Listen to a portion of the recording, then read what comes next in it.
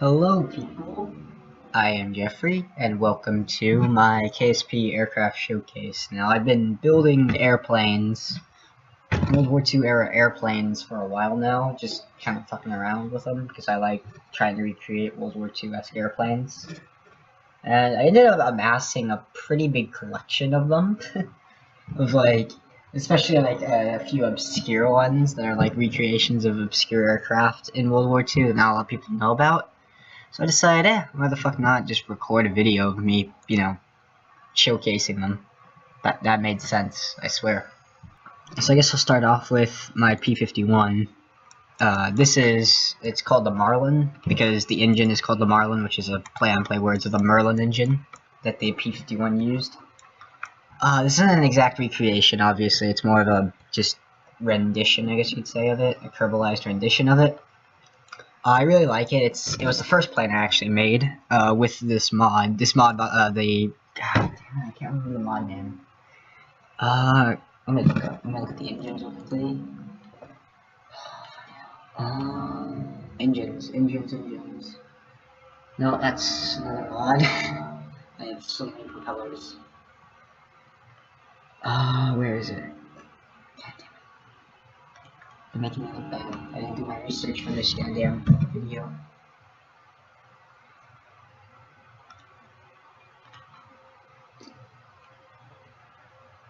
Here we go. Fucking hell. I can't remember. It doesn't have the mod name in it, so I will have to look that up. It'll probably be in the description. Airplane Plus, is it? Yeah, it's Airplane Plus. That's what it is. Airplane Plus also adds in this really fucking useful. Oh my god. This is the most useful part I've ever seen in KSP, is the short tail connector. That is so much easier to make, aircraft renditions. It's so much easier. It makes it, because fucking the standard one is so goddamn long. It's like almost unusable. I mean, there's look at all that space you're wasting, and it doesn't look realistic. Also, another mod that I have, which adds the winged round tip. That's also probably that's also a godsend for me, at least. If you're trying to recreate aircraft, it's a godsend. Because, oh my god, sometimes it's really hard to recreate aircraft. But luckily the P-51 has these sort of straight edge wings in real life, so it's pretty good. Now this isn't my most accurate fighter, however this is the first one I built. So anyways, I'll just give her a fly real quickly. Hold on. Drink some hot chocolate. People ask me why I drink hot chocolate. It's in Texas. And it's the middle of summer in Texas, and I'm drinking hot chocolate. So anyways, oh yeah, I haven't switched out the landing gear. My newer aircraft, I use different landing gear, because this thing fucking explodes all the time. But anyways, we'll just take her off. Fucking laggy as shit. Anyways. Gonna pull her off. Gonna go to mouse aim flight, because mouse aim flight is awesome. Like, it is literally War Thunder. I'm not shitting you. I've been having more fun in KSP dogfights than I have been having in War Thunder dogfights. Mostly because planes rip apart much better in this game than in War Thunder, and I like watching planes fall apart. It's a bit of a psychopathic tendency I have. I also have flaps, combat flaps, which these actually do work, surprisingly. It realized that it actually decreases by pulling up, however it actually adds more lift, which is actually what flaps really did. War Thunder doesn't actually model it correctly, or at least I don't believe it models it correctly, wherever it actually, if you deployed flaps, it actually makes, like, your perceived amount of, like, turning around like this, it makes it actually go slower, if you have flaps on, if you can see here. But yeah, anyways, flaps are really useful. Oh my god, the lag from frickin' curb inside. Yeah, I really like this fighter. Engine's good, has really good high altitude. I have some enemy aircraft set up on the airfield, and I'll be, fighting that. Anyways, well, this thing, obviously, forgot to mention the armament, has 650 cal machine guns. M2 Brownings, these are the snub-nosed versions, from Aviator Arsenal. which, by the way, is a freaking awesome mod. Although, if this guy who made the mod is watching this video, please, please, dear God, add in more freaking turrets. I mean, I like the B-24 ball turret, and it's really useful in a lot of things. But oh my God, we need more turrets. We need more turrets. I love making bombers or making planes with back gunners and stuff. And and you'll see that in a bit. I don't really have that many bombers because it's kind of hard to build them, but I do have, I think, two aircraft that have back turrets. Anyways, so yeah, this thing, it's fast. It goes about 170 meters a second, 180, I guess. I don't know. I can't remember. Yeah, it goes about 180 meters a second. That's its max speed about.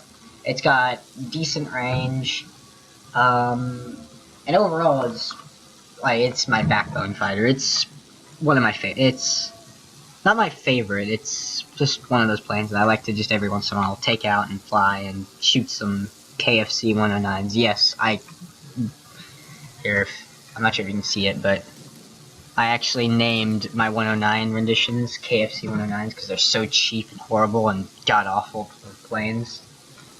I fucking hate them. That's why I, use them as target practice on an island. There's 4 of them over there.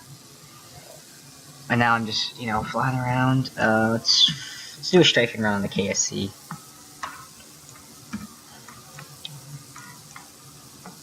So, just gonna time warp over there. Oh god. Don't do that. Don't do the time warp, okay.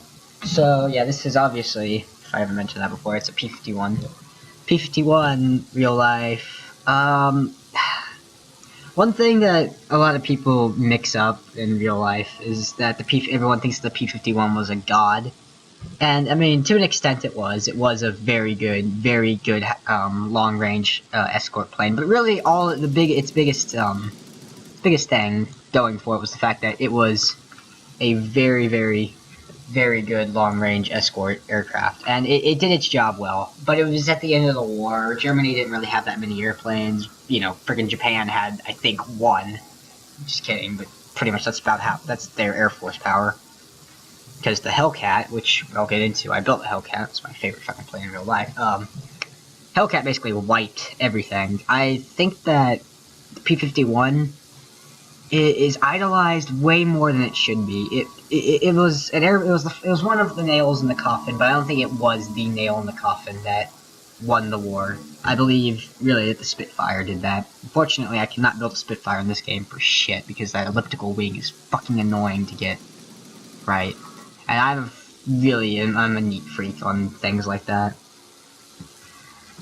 This plane I use for escorts a lot. I'll maybe do a bomber escort mission. I'm gonna fly away from the KSC. I believe this thing has the range. You can get around Kerbin pretty far. I mean, you can't go all the way around. I think you can go like a fourth of the way around Kerbin then it runs out of fuel at high altitude. And overall, I really like it. It's a really fun plane to little dogfight with. All right. On to the next plane. Next up, we have the F4U-1D Corsair that I made. Now, this is a much more accurate model than Tapes. If you ever saw this video, it's fucking shit. And this is one of my first planes where I actually used the smaller landing gear to fold up, because it actually doesn't explode whenever you hit the ground at like 2 meters a second.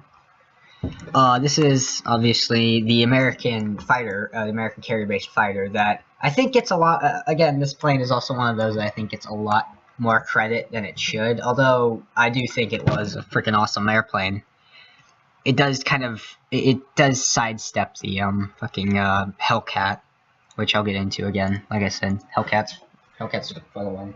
Hellcat was the best. I think, at least. I mean, well, no, I don't think it had the best kill-to-loss ratio of the war of any airplane. So, it was pretty good. But, the Corsair was nicknamed Whistling Death by, the Japanese. Because I think that the air intakes had a certain whistle, and the, R2800 had a certain whistle to it. Made it, like, I believe that the Hellcat pilot, I'm not sure, don't quote me on this, I have no idea. But the Corsair pilots would cut the engines whenever they were diving on enemy bombers, and so all you could hear was the air intakes whistling through the air, and that's why they called it whistling death, because they never were able to see it coming. I think that's why they called it. Don't quote me on that. So my Corsair, obviously, it's very the Corsair is very popular for its inverted gull wings. Don't say gull wings, it's inverted, you fucking idiots. Okay. It's very it's known for that. It's known for its very distinct gull wings. And this thing had a lot of issues as a plane. It had a lot of issues, mainly the giant prop that it had. This doesn't really accurately represent it, but the plane in real life had a massive prop, and it caused hell for trying to land on carriers because the nose was so far up, and it just obscured the pilot whenever he was trying to land on the carriers. And they were just having so much problems with this, and coupled with the fact that the Wildcat, the F4F Wildcat, was having difficulty defeating Zero, basically was the reason why the Hellcat was invented.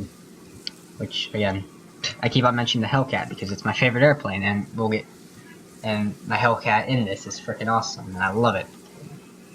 So yeah, the Corsair, it was a good airplane, I think, but I do think it got a lot more credit than it really deserves. Very good ground striker. Very good, just overall, an amazing airplane. I keep on saying things. Anyways, so this one that I made, it doesn't have that much fuel range because I haven't added internal fuel tanks yet. What I do is I take the,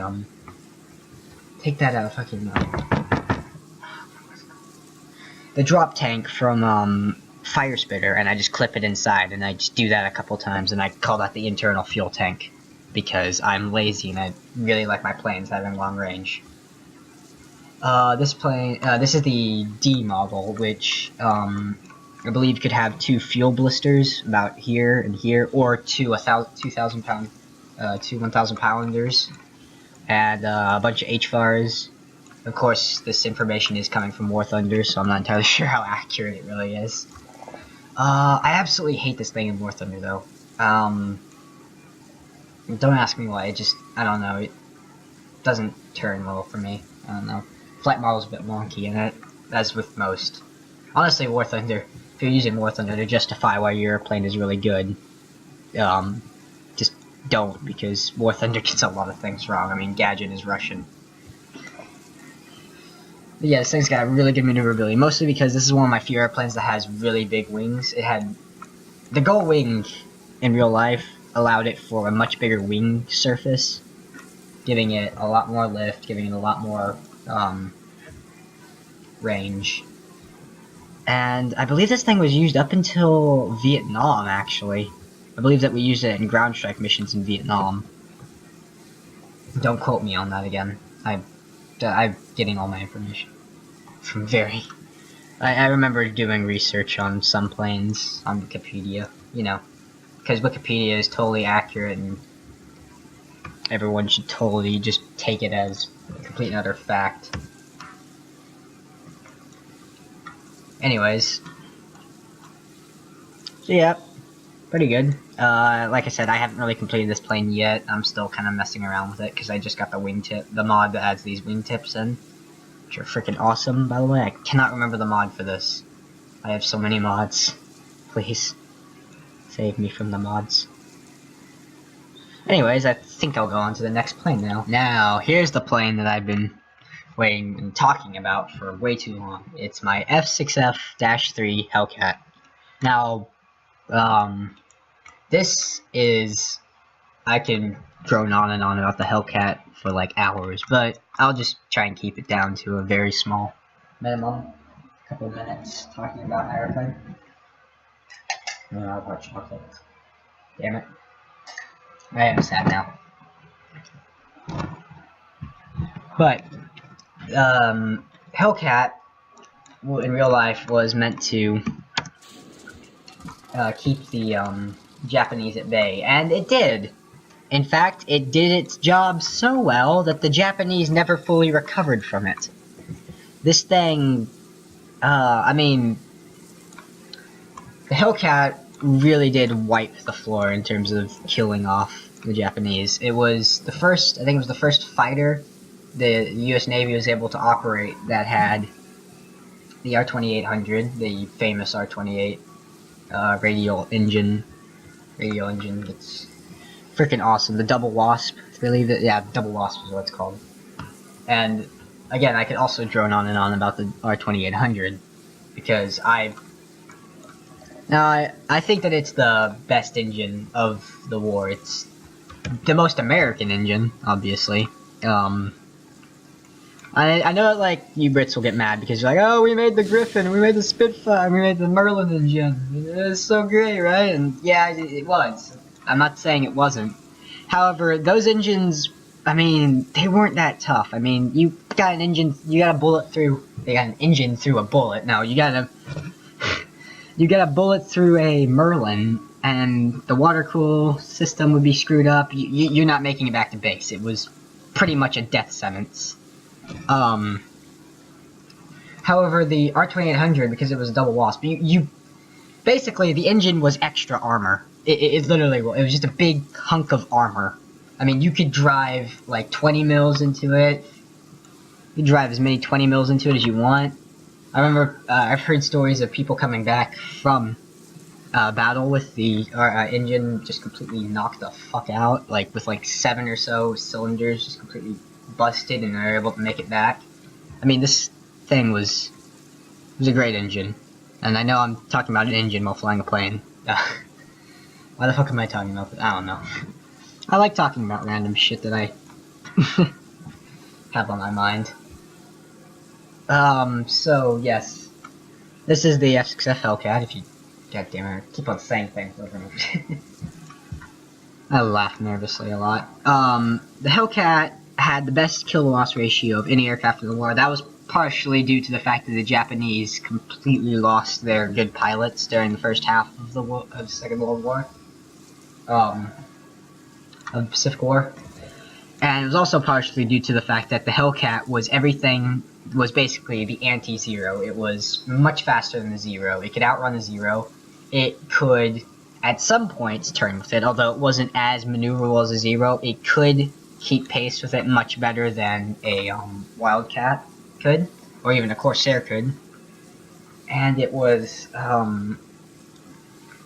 me think, and it had a lot more firepower, and it was basically indestructible to the Japanese.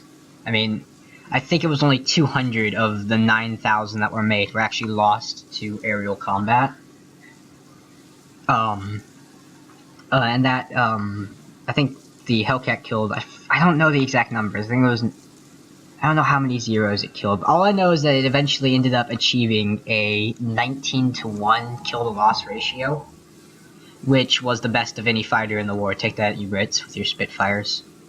Fucking, I'm sorry, the Spitfire was freaking awesome. I'm gonna stop bashing the Spitfire now, because it was a cool plane, and, yeah.